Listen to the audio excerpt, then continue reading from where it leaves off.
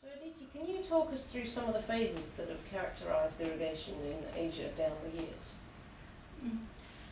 Irrigation has a long tradition in Asia. For example, even if you look at Ibn Battuta, the Islamic traveler in 13th century who wrote his travelogues, he mentions widespread irrigation in regions of South Asia, especially in India. So on the whole, you can divide the history of irrigation into three phases.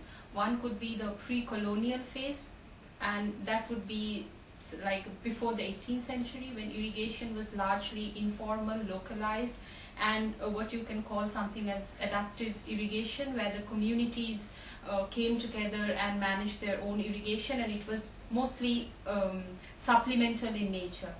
After that came the colonial period, when the colonialists invested in irrigation, not so much out of welfare concern, but mostly as a source of generating revenue.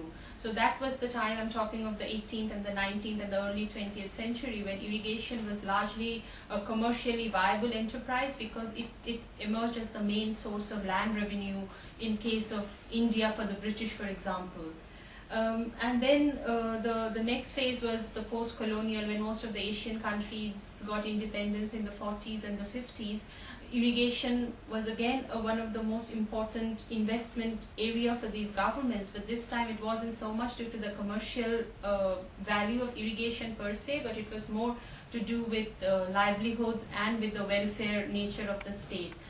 And it kind of served its purpose. The Green Revolution occurred in 70s, which has been mostly attributed to the good irrigation facilities that these countries had invested in.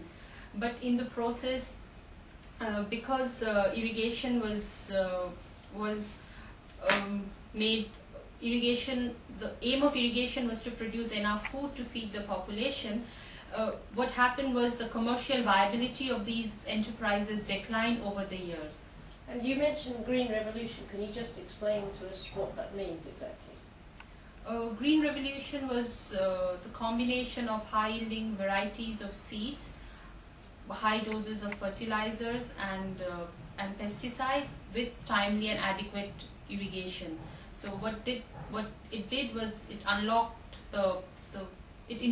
basically increased the productivity of various crops. Mostly the concentration was on food crops, on especially rice and wheat, and that is what revolutionized farming, agriculture in whole of Asia and rest of the world. So this is a good example really of how irrigation has helped us in the past when we've needed to feed a growing population. Yes, exactly.